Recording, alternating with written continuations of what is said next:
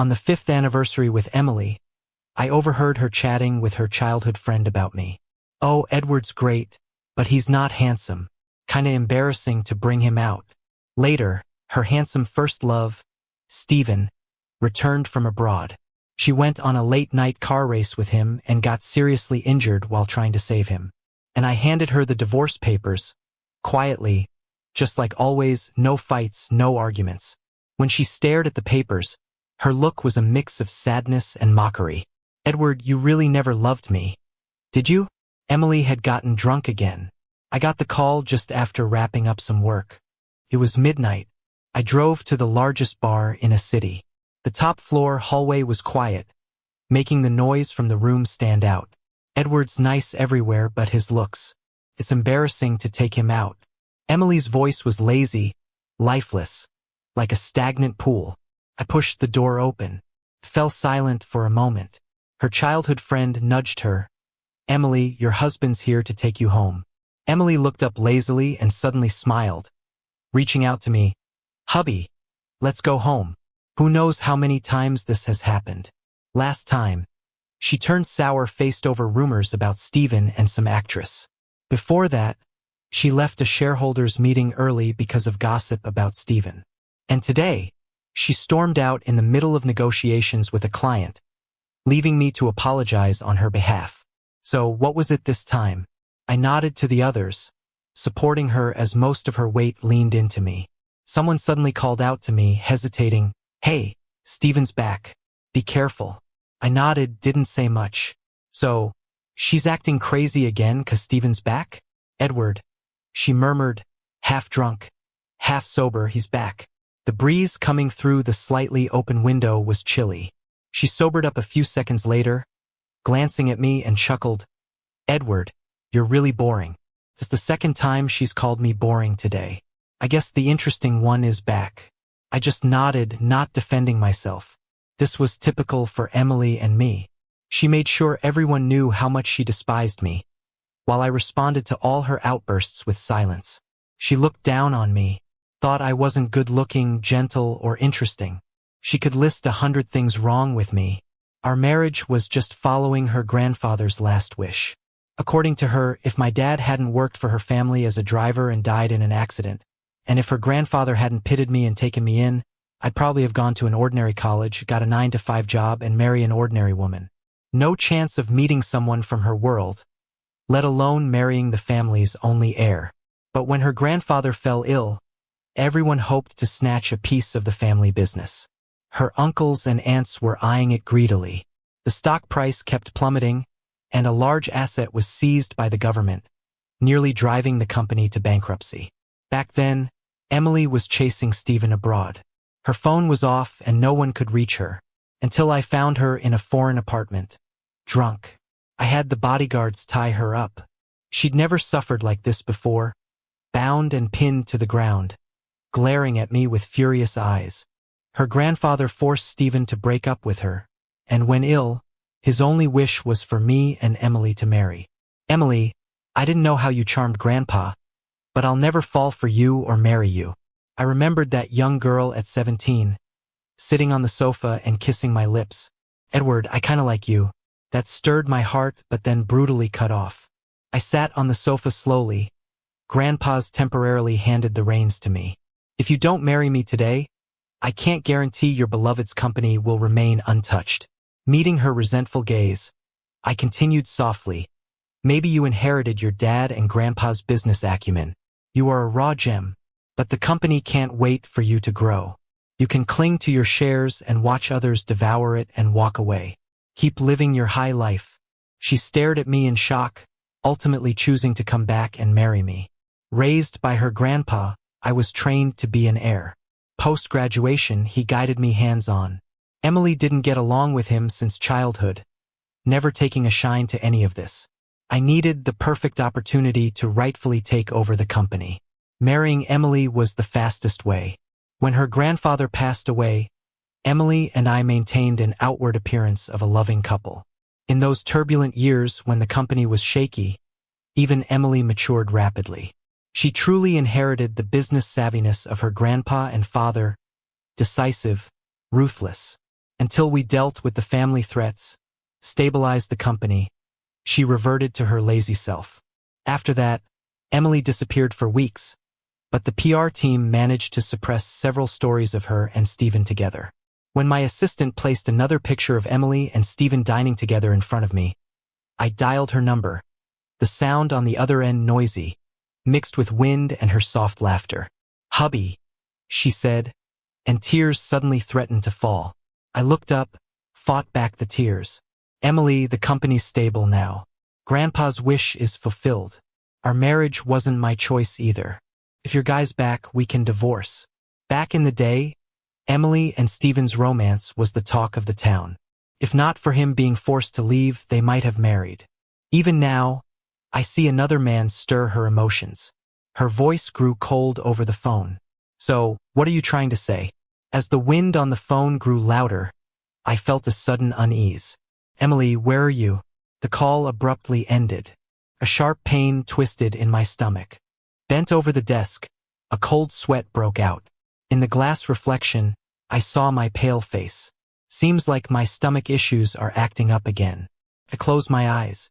In that instant, sadness just pours in. Things that aren't really mine. I know I'll have to return one day. I'm hurting so much it's like my mind is foggy. Somehow, I start thinking about the first time I met Emily. She was 14, standing tall with a pretty face, her head buried in her hoodie. She had a sour look and didn't want to say a word to me. Turns out, she was only picking me up because her grandpa bribed her with allowance money. The trip was long, and I got carsick, puking all over the place until my stomach was empty. She reached over and handed me a warm bottle of milk. I remember her hand. It seemed to glow in that dim space. We ended up going to the same school. At first, she didn't hate me like she does now. She'd bike me to school, 'cause I was so carsick. When I got locked in a bathroom as a prank, she searched the whole school until she found me. Then suddenly, flash forward to a lazy, trouble-making teen pulling my hair. "I'm going to the internet cafe this afternoon. If you snitch, you're dead." Then, for some reason, she threw her arm around my shoulder. "Just to be safe, you should come with me."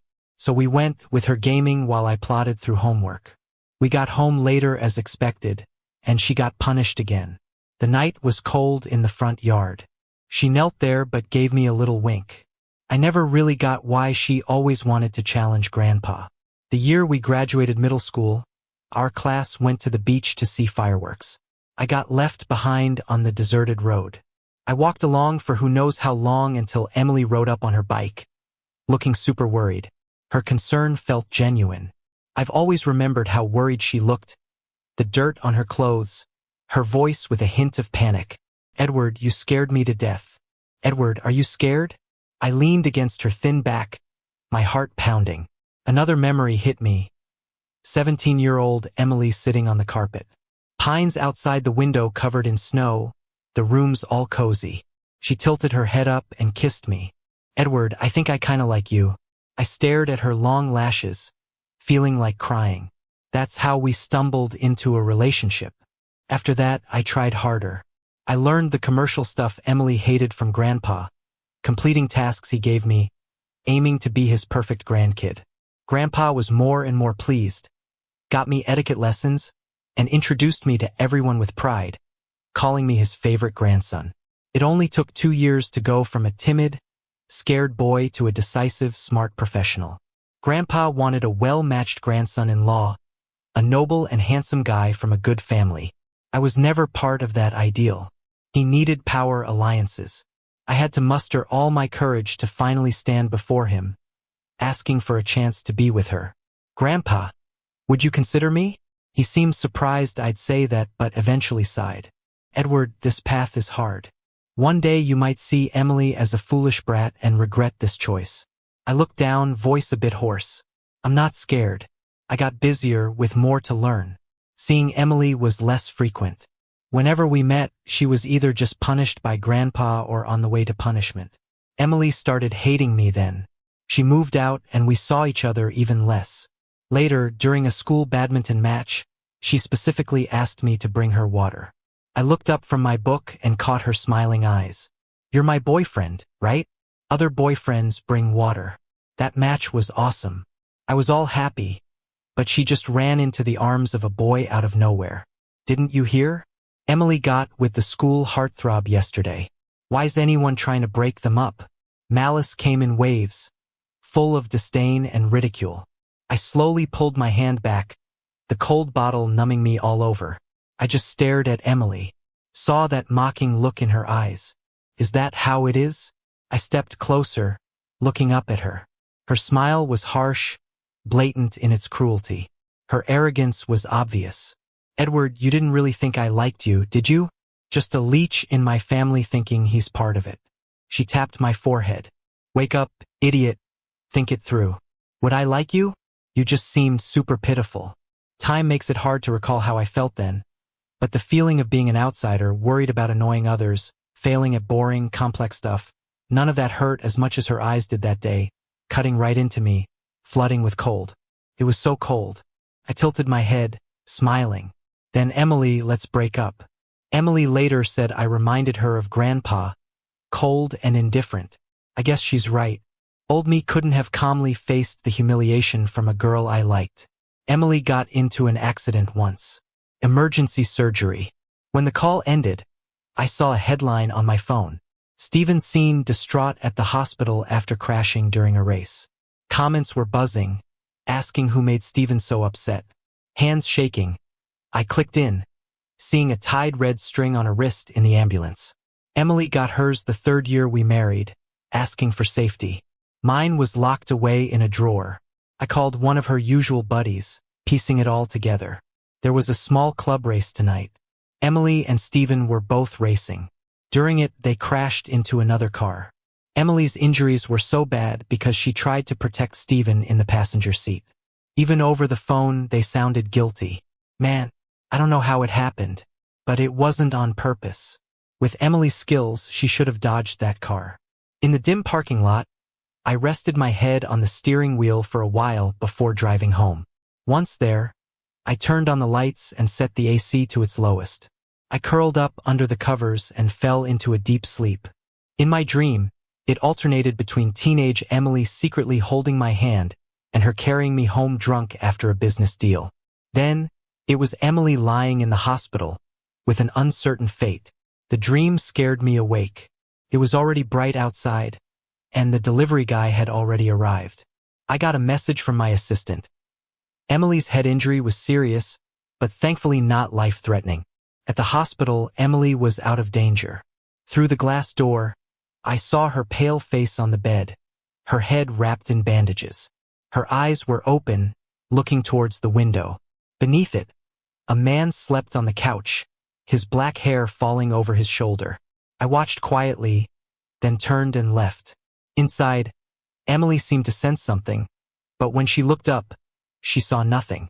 I went to work as usual. My assistant updated me about Emily every day. For 7 days, we didn't exchange a word. She didn't reach out, and I didn't make the first move either. Assistant Xiaoqin glanced at me. Boss, things are slow at the company right now, no major meetings. Emily seems upset. Shouldn't you visit? I finished my work, nearly wrapping things up. At the bottom of the pile was a divorce agreement. Initially, I learned business management from my grandpa to keep up with Emily.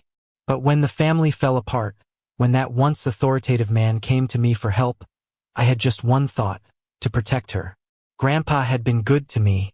Without him, I might have ended up like other town folks, dropping out of school, getting a regular job, marrying simply.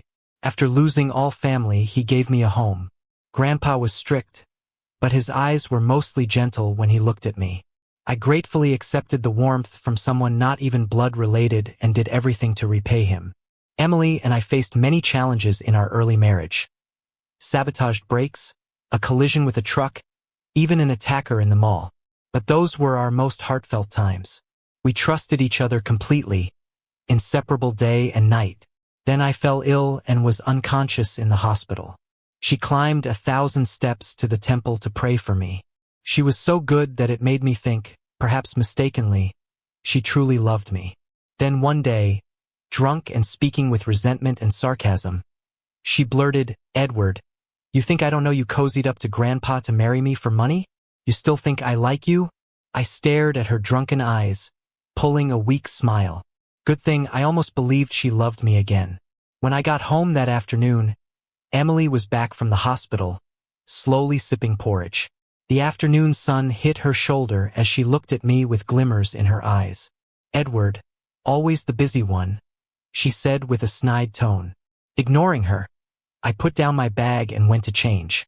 She followed, still marked with injuries. "Edward," she called several times, my growing impatience evident. She seemed almost hurt. "7 days in the hospital and you never visited." "Doctors help more than visits," I replied, avoiding eye contact. She lowered her head, half smirked but said nothing, turning away. After I finished showering, I saw her leaning on the couch, flipping through some papers. When she saw me, that brief smile quickly faded. "You're divorcing me?" she said, finding it a joke. I dried my hair, eyes still, and sat across from her. "I've arranged the property division through a lawyer. Your grandpa left you stocks, those are yours.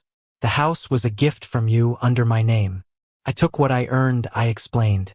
Still holding the divorce papers in her hand, she scoffed. "Emotional breakdown?"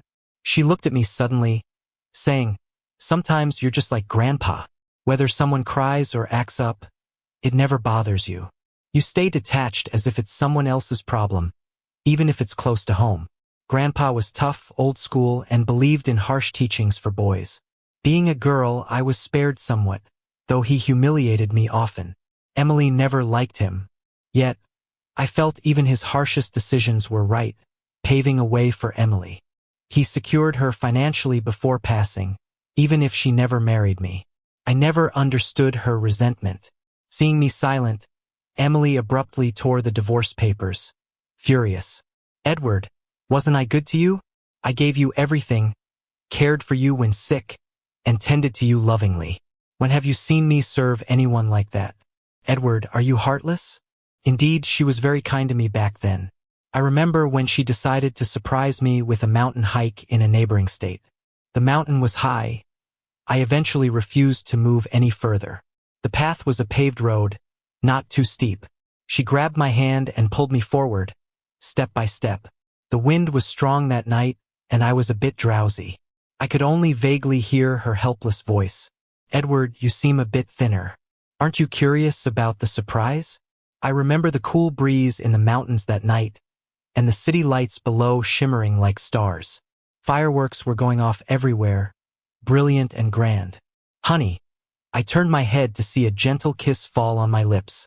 City A is called the City of Fireworks, known for the most unique and beautiful displays. That year, we missed the beach fireworks, but at that moment, it felt complete.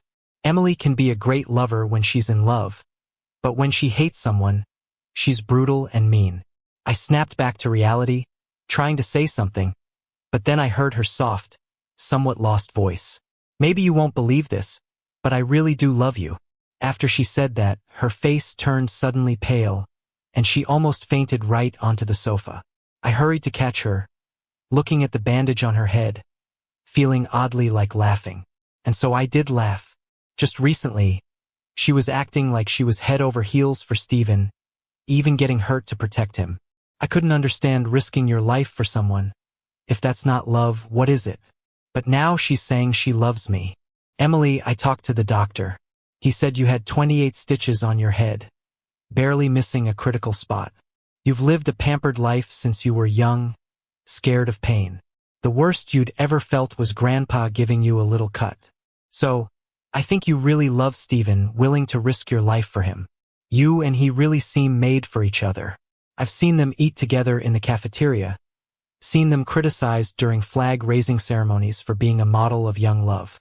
Watched videos of their races in college. They match each other, in looks and interests, both passionate and vivid.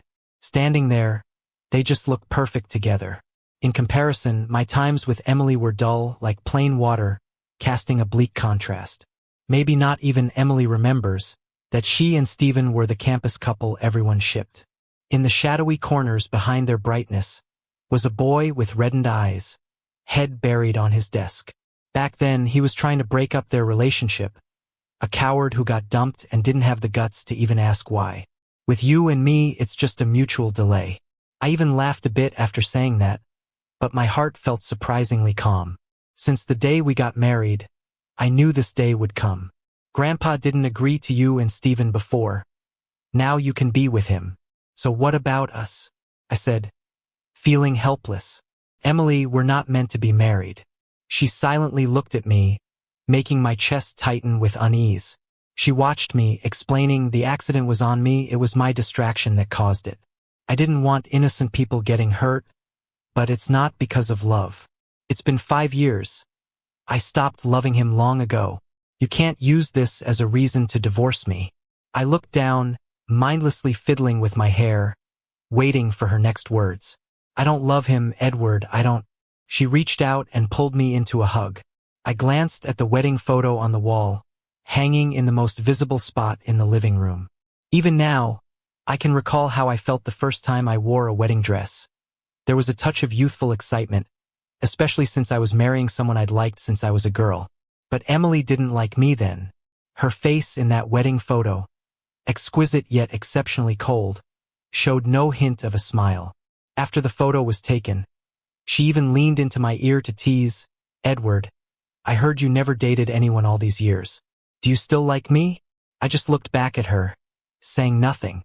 I knew that talking to someone like Emily, the more you say, the more she pushes. If you stay silent, she finds it boring and won't bother. I closed my eyes, whispering in her ear, Emily, if it's been 5 years and you don't like Stephen anymore, maybe in the next 5 years, learn to fall in love with someone new. Her body stiffened, and after a long moment, she pulled away, arms pressing against my shoulders. I quietly met her gaze, seeing nothing but her red eyes, until finally, she let out a sorrowful smile. Edward, you really never liked me. Emily and I parted on bad terms. She's been at the office lately while I finished handing over some work and went on a self-imposed vacation. I called up a friend to go shopping, something I rarely have time for. Ever since getting that top-notch education from Grandpa, I'd been on a strict schedule, either in class or on my way to the next lesson. After finally graduating early, I rushed to run the Edward family. I told Leo the first was going to divorce Emily. The handsome guy just smirked with a straw in his mouth. Good for you. We've been brothers for years, and he's the only one who knows the full story between Emily and me. After a while of wandering, we sat down on a park bench. The seasons changed drastically in Rongqing. It seemed like summer just days ago, but suddenly it shifted to autumn. I thought you'd try to stop me from getting divorced, I laughed. To everyone else, no matter how smart or capable I was, marrying Emily seemed like I was reaching too high. Leo leaned against my shoulder. Edward, since the first time I met you, you always seemed so tired. You act all nice, like you're everyone's friend, but inside, it's like there's this wasteland where nothing grows. You care too much about obligations, and you're terrified of losing the few connections tying you to this world. After breaking up with Emily in high school, I felt like I had the worst flu. As drained as I'd ever been, both physically and mentally. Piece by piece, it was unbearable. I would often cry under my covers at night, but each morning, I went back to learning the schedule Grandpa set.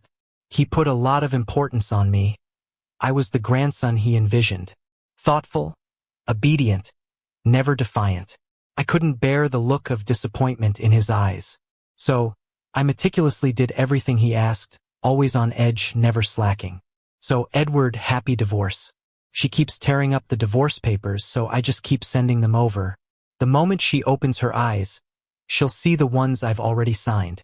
We've just been at a standoff like this for 2 months. Leo and I traveled all over the country. When I got back to my hometown, it was almost New Year's. The old house at home had been knocked down a few years ago and built a new 2-story white building. Emily kept sending me messages. Edward, do you care about me? Do you care about me? Edward, do you plan to stay with me forever like this? Honey, I miss you. The messages kept coming, filling up my whole phone screen. Edward, I'm sorry. I love you. Leo leaned over, took a look. She seems to like you a lot. Maybe. I toyed with the translucent white porcelain bottle in my hand, placing it on the table in the yard. I put a sunflower in it, But a person can like many people. In high school, she said she liked me. I believed her. Then got married, and she said she loved me many times. But in high school, she abandoned herself without hesitation, letting herself be a joke in others' eyes. After marriage, she was two-faced, thinking about Steven, even willing to risk her life for him. Her friends said, with Emily's driving skills, she couldn't possibly avoid the car. I guess it's probably just concern causing chaos. Moreover, she doesn't like me. Didn't she say she likes you? Leo smirked. Maybe she feels insulted because I asked for a divorce and wants to mess with me. Besides, I don't like her anymore. Edward. A weary and slightly angry voice sounded. I turned around and saw Emily, exhausted, her hair blown into a mess. Only her pair of pretty eyes stared at me. The scene strangely overlapped with the girl who picked me up to Grandpa's house 10 years ago. With the same grumpy face, as if someone owed her money. She spoke word by word. Edward, you were hard to find. Leo went back the day after Emily arrived. We both went to see him off. On the way back, we were unusually quiet, probably because it was close to New Year's. The town was full of people selling New Year goods, lanterns and couplets, all red as you could see, very festive. Aren't you going back for New Year's? I broke the silence. Every year, Edward's family gets together for New Year's. All the branches come with their kids to Emily's to pay respects, have a meal and leave. Are you coming with me? She asked. I lowered my head, burying my face in my scarf, my voice with a hint of helplessness. Emily, I'm serious. I don't like you anymore. All these years, I've been grateful for what Edward's family has done for me. But Emily, I'm tired over these years. Ever since stepping into the study, I've been on edge, always having a tight string in my mind. A kid living under someone else's roof always watches people's expressions. I was always afraid of making a wrong move. Later, taking over the company, I never dared to slack, afraid one wrong decision would put the company at risk. Then my body broke down, fell seriously ill. That blow came untimely. The company was at an important bidding stage with another company. The illness came suddenly. Recovery took time. At that time, both my body and mind reached their limits, causing me to be in a coma in the hospital for quite a while. Emily lifted her hand, pulling me into a hug. It's snowing, Emily said, tightening her arms, not letting me break free. Edward, let me hold you a bit longer. Her voice trembled slightly. Did you ever like me? That snowy day? She kept asking the same question over and over. I closed my eyes, feeling the snow melting into water on my face. I liked her the most when she stabbed me with a knife. For years after sharing the same bed, the old wounds never healed. I did like her after marriage, but it was exhausting. Loving someone was really exhausting. Just thinking about the past she had with someone else made me inexplicably sad. I don't want to feel this way. Edward, you never liked me. She lowered her head, burying her face in my neck. Edward, you've never told me you liked me, no matter how I treated you. I was close to dying in surgery in the hospital, yet you didn't visit me once. When I was discharged, you couldn't wait to divorce me. Edward, you made me feel like a joke. Your heart seems forever unmoved. You only remember my faults. Weren't you cruel to me as well? The next day, I bought a lot of New Year goods. Emily worked at home. The festive spirit was strong in the small town. Firecrackers going off everywhere. I stood on a chair at the door to stick couplets. Looking up, I saw Emily at the second-floor window. She watched me quietly, not sure what she was thinking. On New Year's, we went to the river to set off fireworks together. Returning, it was already 10 p.m. I held a sparkler, moving forward slowly. She walked beside me, suddenly asked, the day I arrived, I heard you talking with your friend, saying you didn't like me anymore. I want to know, did you like me those years after marriage? I thought for a moment, but didn't answer her question. Emily, I was serious when I said I don't like you anymore. Over those years of marriage, I had felt moved, but those feelings gradually vanished. When you acted recklessly for Steven, making me clean up your mess. This feeling is like after a long day at work, coming home to find it wrecked by some bratty kid. And besides, I looked up, smiling. Emily, do you think I'm that foolish? Whenever, wherever, whatever you've said or done before, if you wave and say you love me, do I just have to come over and accept it? Her face suddenly went pale, trying to explain. Edward, it's not like that. Not like that. You hurt me. Didn't you? I took a step back. The sparkler in my hand just burned out. The street lights were bright, reflecting on the ground covered with snow. In high school, you said you liked me, then you cheated. Even then, you set me up to be humiliated in public, making others think I was the homewrecker. Because you were good-looking and wealthy, everyone thought I was the clingy one. I pursed my lips. Grandpa once said I might regret it in the future. Back then, I did regret it, because I thought you were pretty awful. At that time, all I did was eat, sleep, and study. My foundation was too weak, especially in language compared to kids who went to international schools since young. Even now, I still feel that period was tough. But the stuff you learn is yours to keep. Back then, I really wanted a future with Emily. After the wedding, just like you said, you treated me really well. So well that I almost believed you really loved me. But just when I was about to fall for you, you said you were just playing me. People keep making the same mistakes. Even though I knew she was no good, didn't love me, and treated our relationship like a game, I still got attached. That's how I gave her chance after chance to hurt me. You know the story of the boy who cried wolf, right? Emily's eyes suddenly reddened. I turned and walked forward. Under the streetlight, the snow looked stunningly beautiful. I'm sorry, Edward, Emily said, hurrying after me. Are we still friends? If we divorce, are we still friends? I saw the tears and confusion in her eyes, and finally, a little plea. Edward, if we divorce, does that mean nothing between us? I looked up. We're family, aren't we? She looked down, her eyelashes holding snowflakes that melted into tears on her face. She pressed her lips to my forehead. Then let's be family. Emily left after the new year, and we finalized the divorce soon after. Parting ways was the best choice for us at the time. She didn't cling on, just sent me daily updates about random things in her life. I didn't expect to run into Steven here. Turns out they picked this place for his new movie shoot. He seemed surprised to see me too. I had just gotten off work, looking a bit rough around the edges. We both knew about each other but had never formally met. He walked over, eyes smiling and a voice full of youthful energy. What should I call you? I thought for a moment you can call me Edward. Being friends with my ex-wife's first love wasn't really an option for me. But since Steven didn't know anyone else in town and was shooting here, he almost naturally started dropping by my place after work to eat and hang out. The local cuisine is pretty salty and spicy, which he wasn't used to. But after tasting my cooking, he wasn't leaving anytime soon. I spent my days learning pottery from a local master. In my free time, I'd shoot videos and post them on an overseas video app.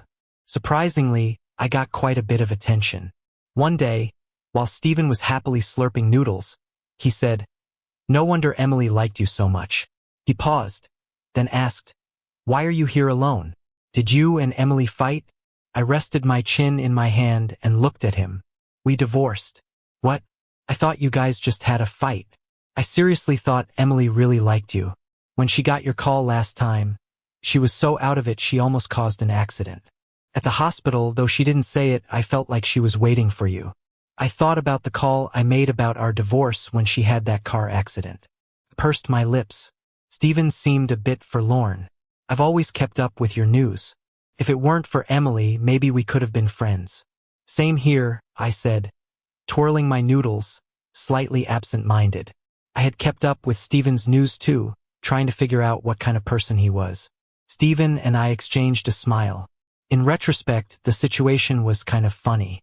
Once his filming wrapped up, he left, and I returned to Cydia, launching a small startup with every cent I had. We developed a video app that, thanks to Steven's promotion, gained traction rapidly. He posted a 60-second video to kick things off. The app unexpectedly blew up, so I seized the opportunity and got a bunch of A-listers to join. I poured all my savings into the initial promotion. Emily even wired me a huge sum of money, her message succinctly saying, "I want dividends if it's profitable." As the app gained popularity, lots of early adopters became influencers. My tiny office blossomed into a thriving business. By the 5th anniversary, the company was stable. I hired a professional manager to take over and returned to the quaint town. I spent my days making pottery and occasionally posting videos. This too garnered quite a fan base. Because of Steven's movie, the town had become a booming tourist spot. Adding to its fame, my videos helped spotlight the place. The local government even asked if I wanted to help promote the town further. When I hit 5 million followers, Emily messaged, "Congrats." All these years, no matter what big things happened, she was always there for me. Whenever I had a significant moment, she'd be there quietly, close but not too close, respecting the right distance. I replied, "Thanks. And it's pretty great this way.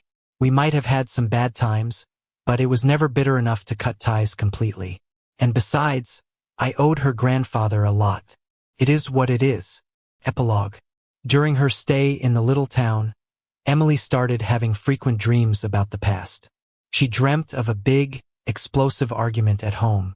The house was wrecked, and her dad was on his knees before her grandpa, begging to chase true love.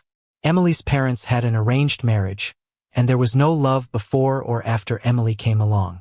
Grandpa didn't approve. The divorce could get complicated, and Emily's mom was the finest daughter-in-law he could have chosen, just like he had groomed Edward. The scene was chaotic. Grandpa sat high above. Her mom stood tall by the window, silently gazing outside. Her dad was on the floor, stubborn and silent. In Grandpa's eyes, family legacy always outweighed personal feelings. "How much of that love you're talking about is just self-interest?" Grandpa sneered. "If you weren't my son, would this so-called true love still care for you? You want to talk about love now? Why did you marry in the first place? Why not rebel back then or even leave this family to seek this love on your own?" There was an absence of warmth in Grandpa's voice. "I won't let you go back on your choice. Not until I'm gone." In the end, the argument resolved nothing, and eventually they were forced apart from those they loved. Two people who absolutely couldn't stand each other got forced to stick together. They'd argue all day over silly little things. Grandpa sent them off to work in a branch office overseas. On the way there, their plane crashed unexpectedly. Both of them died, and there weren't even any remains left. They never even got a funeral. Emily remembers how she cried as she begged her grandpa. She knelt in the yard for what seemed like forever, just asking him to give them a proper cenotaph. She remembers the cold, indifferent look in his eyes. It was like her tears meant nothing to him. "Your mom and dad divorced even before leaving the country," Grandpa told her. "They made their choice. Since that day, they weren't part of the Emily family anymore." The old man bowed his head, saying, "Emily, it was their choice." That cold, heartless person in front of her. Emily's cries stopped abruptly. She shoved past him and ran off. "I hate you," she yelled. Later, Emily often wondered if things would have been different if Grandpa had just let them divorce when they wanted to. If he hadn't sent them overseas to force their relationship, maybe they wouldn't have died. Maybe she'd still have her mom and dad. She never saw any sadness in Grandpa's eyes, only anger at being defied. It felt almost comical to her. The life of his own son couldn't spark even a flicker of guilt or compassion. The pleas and cries of his own granddaughter couldn't even get her parents a decent posthumous memorial. Back then, all Emily wanted was one little cenotaph for her parents, but she couldn't even get that. Everything related to her mom and dad got packed up and tossed, leaving only a family photo of the three of them that Emily hid away. Emily resented him for it, resented his coldness and lack of empathy. Later on, Grandpa wanted her as his heir. He was strict, and his cane would always find her back when she least expected it. As she got older, she found some twisted satisfaction in defying him, especially when seeing the disappointment in his eyes. It thrilled her endlessly. She was a person, not some robot programmed to follow his path. Then one day, another person showed up in their home. It was the son of Edward's chauffeur. Edward had been attacked and the chauffeur saved him, getting seriously injured in the process. He didn't have any family but a middle schooler left behind. He pleaded with Edward to look after his son after he passed. The first time Emily met him, he had short hair with soft bangs and a delicate, almost porcelain-like look, with gentle, serene eyes. Grandpa told her to treat him well and not to bully him. It was the only time she didn't defy Grandpa. He was so cautious. Carsick all the time. He'd get sick from staying in a closed space for too long but chose to sit quietly in the corner of the car. So Emily used her bike to take him to school every day. He was scared of falling but never grabbed tightly, just a little pinch of her shirt. He had this quiet, composed demeanor and took bullying without complaint. Emily had scolded all his bullies and couldn't help but feel a pang for this lonely kid. She knew Edward cried quietly at night. His dad had just died, and now he was in an unfamiliar place, bullied with no one in his corner. She got mad at him for not standing up for himself and gave him a real earful, but he just looked up at her and smiled, as carefree as he could be. "It's all right," he said. "They didn't hit me. A few words can't hurt me." Eventually, Emily realized he held back to avoid getting a bad rep with Grandpa, so he endured what he could. Back then, Emily didn't realize that feeling sorry for someone is the first step to falling for them. Later, she found him kinda cute. The way he solved problems, the tomato noodles he made, how he ran, and how he smiled. Just him standing there lifted her spirits. But as time went on, Edward started to act more and more like Grandpa, keeping everything under wraps. Emily could no longer see through his eyes into his heart. One afternoon, Grandpa praised Edward, eyes full of approval. "Edward's smart, suits you well. Together, you'll be a strong team." Emily rarely heard Grandpa speak so highly of anyone, but the way he saw Edward was like assessing a valuable item ready to sell. Why Edward? Because he was kind, grateful, and a lonely boy who could be easily influenced by Grandpa, serving the family without fear of betrayal. Seeing Grandpa's satisfaction, Emily grinned. "You think I'll be like my parents and let you just do whatever?" Watching Edward take every direction from Grandpa, turning into the perfect potential head of the family, she felt a pang of betrayal. They were supposed to be together. Her admiration for him soured. She even thought she hated him at that point. So she ended their first relationship in the nastiest way she could think of. But Edward stayed unfazed, just watching her with those calm, gentle eyes. He didn't cry, didn't scream, as if her antics were of no significance, making her antics seem like clownery. "All right, Emily," he said, "let's break up." Emily watched him walk away and felt a bit cynical. Maybe Edward never really liked her. Maybe she was just a stepping stone for him to climb the family ladder. After all, it's pretty much impossible for a poor kid to break through social class barriers. Grieving over Edward, the old man loosened his grip on Emily's life. She moved out and started dating Stephen. He was charming, vibrant, passionate, and shared her interests. After high school graduation, being with Stephen was one of the rare times she felt a sense of freedom. She chose the same college as Stephen. Those 5 years, she hardly ever saw Edward. Just occasionally heard his name pop up. Heard he got scholarships, left for overseas studies, raked in awards here and abroad. A resume so impressive it was unbelievable. Holidays, they'd cross paths. Edward would just sit quietly on the side, listening to people talk, eyes never meeting hers. He had changed so much, learned to wear suits and ties. His short hair always perfectly styled. The old shyness long gone, replaced by poise. The only constant was those serene, gentle eyes. Later on, Grandpa forced her to marry Edward. He used Stephen's company as leverage to make him leave the country. It was the first time she realized it. She found it kind of funny. The same trick that worked on her parents was being used on her. The exact same scenario was happening to her. She chased Stephen abroad, but they broke up overseas. "I can't risk my family being suppressed just to be with you, Emily. We're not kids anymore. If love was enough, why's the divorce rate so high? Besides, you don't love me that much, do you? Who's sneaking around online checking out who's the top graduates?" "Huh?" Emily asked him. "Then why are you with me?" He waved the bracelet in his hand. "Oh please, you're rich, generous, good-looking. Dating you is a huge win for me." They fell silent. The wind by the river messed up their hair. Emily broke the silence. "I'm sorry about my grandpa. I apologize on his behalf. It's fine. I get it. Plus, it's just a few years abroad. No big deal. I've made a fool of myself overseas but haven't kissed anyone foreign yet." Emily couldn't help but chuckle a bit when she heard that. Then, she saw Stephen just shrug and smile. "See? I can say that and you won't get mad. Everyone says we're a match, but all these years we've never really been like a couple. I just happen to like the same stuff you did, which gave you the wrong idea." Emily denied it. "What kind of twisted logic is that? You just like me, but you don't love me. Liking is just a feeling you can have for anyone. But loving someone makes you jealous of everything around them that has nothing to do with you, especially when it involves another woman. You don't love me. So goodbye, Emily." They broke up without any fighting or bitterness. It was as calm as any regular day. Emily didn't even feel sad.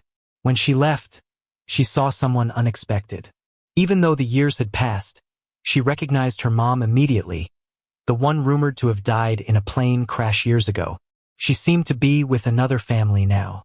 There was a boy who seemed about 14 or 15, and a little girl around 5 or 6. She heard the boy call the woman mommy. Standing outside the glass, Emily saw the family of 3, and her eyes turned red. She could hardly breathe. Inside, the woman looked up but didn't recognize her. Emily wasn't sure how she left. She returned to her temporary place and called her grandpa. "Did you know Dad's still alive?" There was silence for a few seconds. Emily was on edge, like a criminal awaiting the final verdict, so she didn't notice the frailness in the old man's voice. Back then, her parents both had their own lovers. After their divorce, they were afraid that their lovers would get dragged into it all. Her mom especially feared her family would get caught up in it. So they planned their fake deaths to escape the marriage, leaving behind their names and family. They did it flawlessly. If it wasn't for an unusual asset transfer, Grandpa might have been fooled too. When he learned the truth, relief was his first reaction, followed by overwhelming anger. Seeing Emily cry in front of him, pleading to erect a memorial for her parents, he didn't know what to say. He banished them from the family and told them never to appear before Emily. He pretended they had no daughter. As for Emily, she should believe they were already dead. Now Emily understood why Grandpa never revealed the truth. How can you explain that your parents don't want you and never thought of you? On the other end of the line, the old man's voice was gentle. "Emily, don't be sad for people who aren't worth it. Grandpa will give the best to our Emily."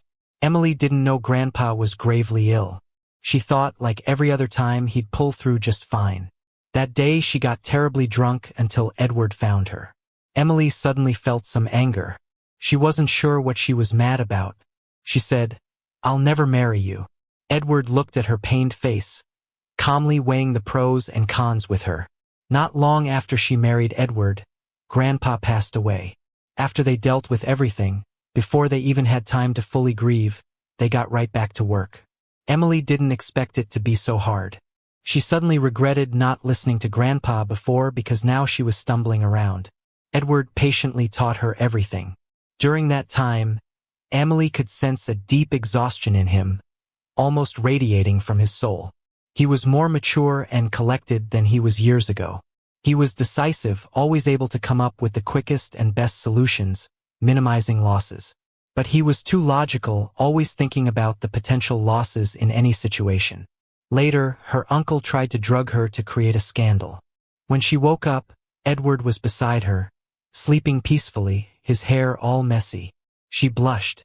It was her first time. Edward seemed unfazed, just explaining last night's events systematically. In short, it was all an accident. She knew it was an accident, knew she was kind of half coercing, half tempting him into sleeping with her, but she wasn't happy with how casual he was about it. Edward was always so detached, never showing any passionate emotions, but she couldn't warm his heart up, even if he'd smile at her. Emily met her own needs and would sometimes unconsciously rely on herself, but she couldn't feel Edward's love for her. Later on, Edward got sick. His health was really bad. All his levels were off. He was in a coma at the hospital. Emily felt a wave of panic again. She wasn't religious, but after work, she rushed to that temple everyone said was powerful. The mountain was steep with long stairs, with only the streetlights to accompany her. She thought to herself, maybe if she was a bit more sincere, then more sincere Edward would be safe. All she wanted was for him to be safe. Then, after Edward got better and was discharged, one day she got a call meant for Edward. "Edward, you've got a checkup scheduled for next week," the doctor said. "Could you come in earlier for a full-body exam?" Emily felt like she was thrown into an icy pit. She hung up the phone and felt a bit mocked by everything she'd done over the past 2 years. She once thought she could win over his heart. She thought maybe, just maybe, Edward liked her even a little bit. But he didn't like her enough to even tell her he was sick. Even if this incident hadn't happened, he wouldn't have told her. Edward wasn't interested in letting her know about it. It reminded her of her parents' pretense of death, a decision considering everything except her. Just because they didn't love her because she didn't matter, so her feelings weren't important. Emily put down her phone. Edward came out of the bathroom, looking calm, his arms pale and slender, only wearing that watch he always had on. "Where's the safety charm I got for you?" Emily asked. "I put it away," Edward replied, lips pursed and eyes cast down softly. He didn't notice Emily's slightly cold gaze. Emily realized that maybe Edward really didn't love her. This realization drove her crazy. No matter how she behaved, Edward didn't seem to care. She was cold to him and he was cold back. He always seemed calm, not even sparing a glance at her. She showed interest in other men, behaving out of control like she was creating drama. But Edward just cleaned up the messes she left behind over and over again. She felt like she was going mad. She wished Edward would argue with her, even if he hit her or yelled at her. Anything but this nothingness. She faked being drunk and said some hurtful things, but through her intoxicated haze, she saw his ever-indifferent face. Emily suddenly felt like a fool, like a clown. It seemed like when she liked him and treated him well, he just accepted it. And when she stopped liking him, he didn't care. She tried to rip off his facade of indifference, only to find he truly didn't care. He even wanted a divorce. Emily pulled herself from her thoughts. Downstairs was Edward, carefully putting up spring couplets with his cooperatively soft demeanor. Yet, in the business world, he was famously tough. She recalled what others said about him. A little Red Riding Hood face with the cunning of a big bad wolf. Suddenly, she remembered her grandfather's call. She thought she finally understood what was best. They ended up getting divorced. Emily's trust had been exhausted over the years, making Edward wary. Emily knew that even if they stayed together now, it would be just like before. She didn't want him troubled by it anymore, so she didn't cling to him. There was always one step separating them, then another. There were too many wounds that hadn't healed. It would take time, the best medicine. As long as he wasn't with someone else, she could wait forever. Emily thought this confidently. Outside the window, the city sparkled with lights. She lifted her phone, took a picture of the night scene, and sent it to Edward. Yeah, she kinda missed him.